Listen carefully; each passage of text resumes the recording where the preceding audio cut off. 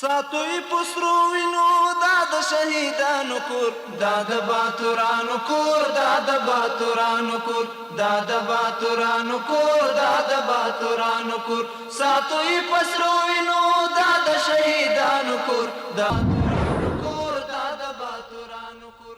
Hello and welcome to RTA News. Here are the updates from Afghanistan abroad. We will begin with Maulavi Sadrazam Osmani, Deputy Minister of Agriculture and Livestock at the Ministry of Agriculture, Irrigation and Livestock, visited the 33rd Agricultural and Livestock Products Exhibition at the Badambagh area in Kabul. According to the ministry, Maulavi Osmani stated that the purpose of holding this exhibition is to support domestic agriculture and livestock products, and he instructed the organizers to provide more facilities for the exhibitors.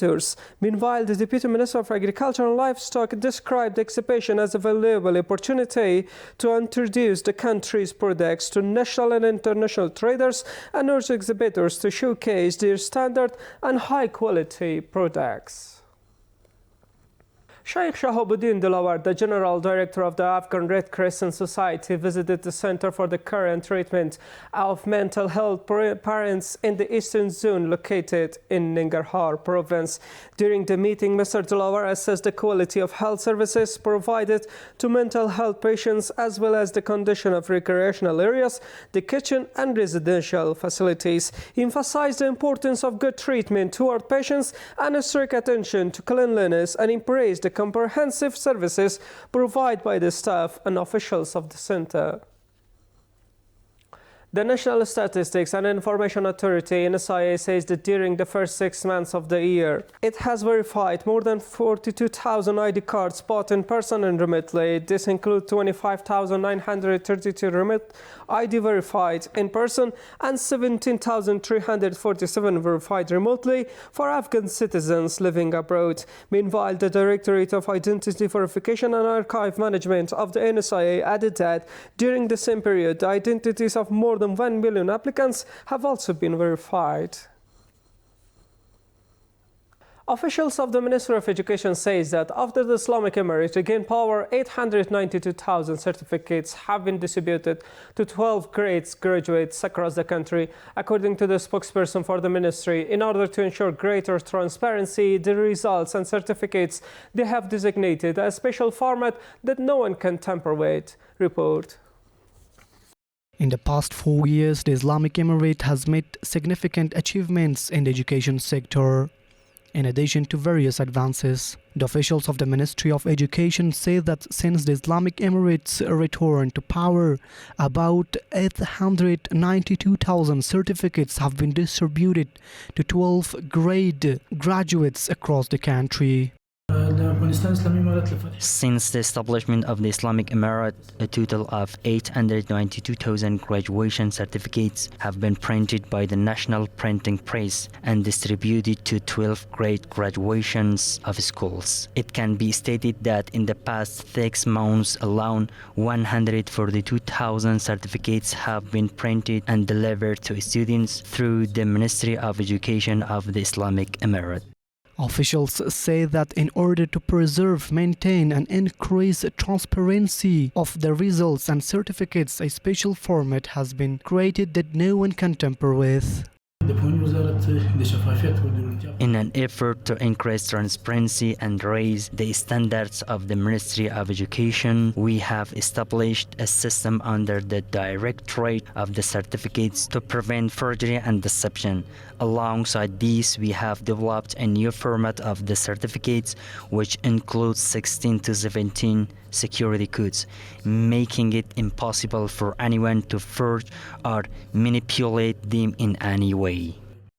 According to citizens, although significant progress has been made in the education sector since the return of the Islamic Emirate, they ask officials to pay more attention to improving the quality of education. Earlier, the Ministry of Education said that it had accelerated its efforts to improve the quality of the curriculum across the country and had organized training programs and capacity building seminars for teachers in all provinces. Following yesterday's attacks by the Israeli regime in Gaza Strip, at least 72 Palestinians have been martyred. According to Al Jazeera, this brings the total number of martyrs in Gaza since October 7, 2023 to more than 66,000, while the number of wounded has reached nearly 170,000. The Food and Agriculture Organization of the United Nations, FAO, has stated a press release that following the recent earthquakes in the eastern provinces of Afghanistan, about 450 square kilometers of agricultural land are at risk, and local agriculture and livelihood resources have been severely damaged. According to the organization, vaccination campaigns have been launched in these areas to protect the remaining livestock and prevent spread of diseases. The Embassy of the Kingdom of Saudi Arabia in Kabul has announced that the King Salman Humanitarian Aid and Relief Center has begun distributing assistance in earthquake victims in eastern Afghanistan. According to the embassy, the aid includes around 2,000 non-food packages, which are being distributed to those affected by the earthquake in the provinces of Kunar, Nangarhar, and Laghman. Al Jazeera News Network reports that after a 5-year hiatus, direct flights between India and China are being resumed.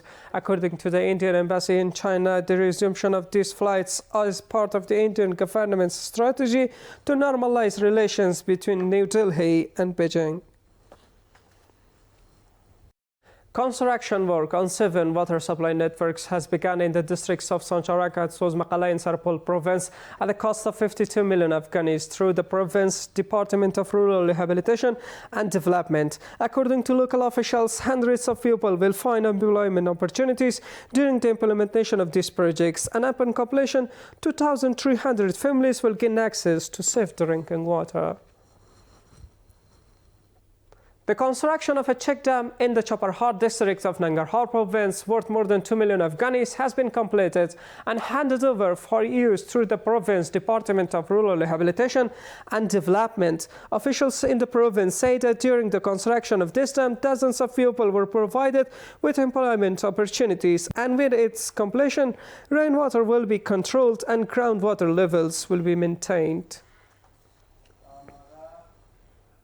The Ministry of Borders and Tribal Affairs says that through the mediation of local officials, religious scholars and tribal elders, a 70-year-old enmity between two families in Dawlat Shah district of Laghman province has come to an end. The ministry added that this conflict has previously resulted in the deaths of 2 people and injuries to several others. The construction of a water supply network has begun in the Ashkamash district of Takhar province at a cost of more than $85,000 through the province Department of Rural Rehabilitation and Development. According to local officials, dozens of people will find employment opportunities during the implementation of this project, and upon its completion, 250 families in the mentioned village will gain access to safe drinking water. That was all for now. Thanks for watching, guys. Have a great time. ساتوی پسرو وینو داد شهیدانو کور داد باتورانو کور داد باتورانو کور داد باتورانو کور داد باتورانو کور ساتوی پسرو وینو داد شهیدانو کور